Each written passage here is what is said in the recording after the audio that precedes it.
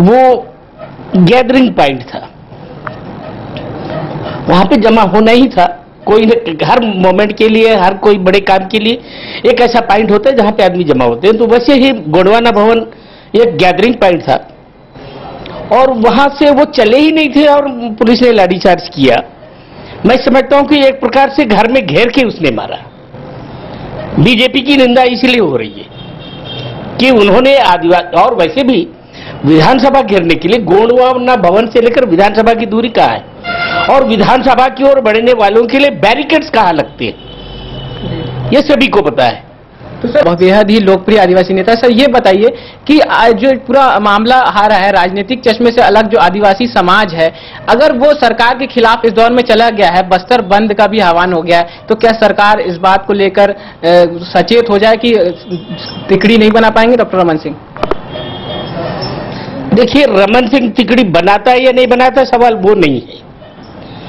सवाल है कि अब आदिवासी अपने आन बान और शान पर जो सरकार ने अटैक किया उसको किस रूप में लेता है, ये इस पर निर्भर करेगा।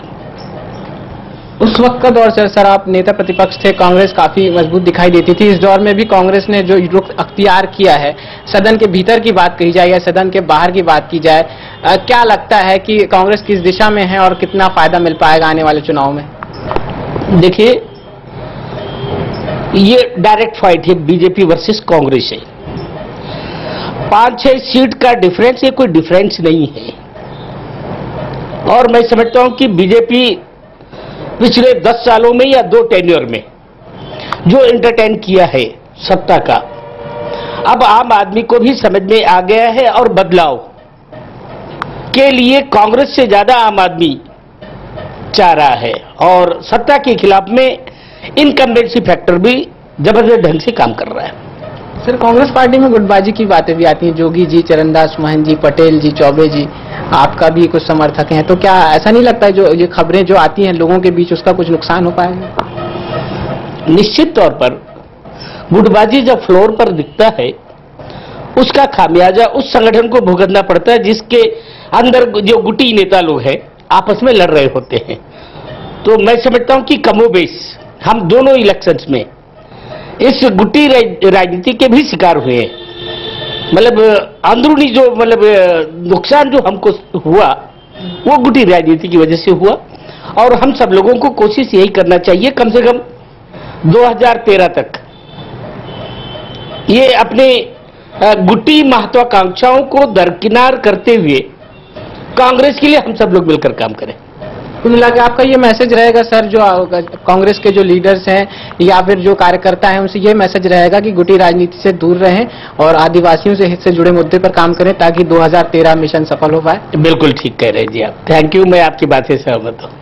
ये थे पूर्व नेता प्रतिपक्ष महेंद्र कर्मा जी, जो कांग्रेस के काफी वरिष्ठ नेता हैं और छत्तीसगढ़ की राजनीति में काफी बड़ा कद रखते हैं, और इन्होंने इस बात को भी स्वीकारा कि गुटी राजनीति से कांग्रेस पार्टी को दूर रहना चाहिए। वही आदिवासियों से जुड़े हुए मुद्दों पर भी पक्ष और विपक्ष को सतर्क रहना चाहिए ताकि मिशन 2013 पर जो लक्ष्य साध कर बैठे हैं राजनीतिक दल वो उस पर सफल हो सके। खबर भारती के लिए कैमरामैन अशोक ठाकुर के साथ धीरेन्द्र गिरी गोस्वामी।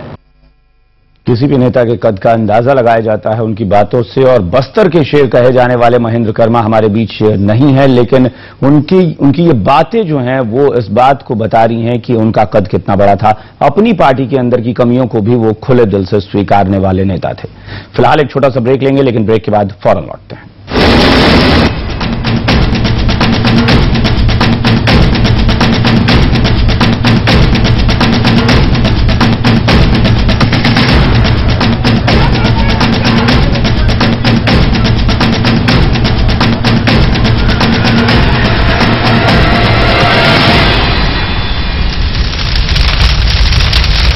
क्या बात कर देते यार, सिर्फ 10,000 की आसान किस्तों में घर हमारा। 10,000 की इजी EMI में हम घर भी ले सकते हैं। 10,000 EMI घर। बिल्कुल, शीतल समूह की शीतल मेगा हाइट्स में मात्र 10,000 रूपए की आसान किस्तों में घर आपका होगा। मंडीदीप गज्जू पिपलिया रोड पर स्टेशन के पास 1 and 2 BHK flat starting from 7.99 lakh. Ground plus 6 floors with lift and power backup. आवास मेले में आए 25, 26 और 27 को। ऑफर सिर्फ आवास मेले तक। Sheetal mega heights, a project by Sheetal समूह।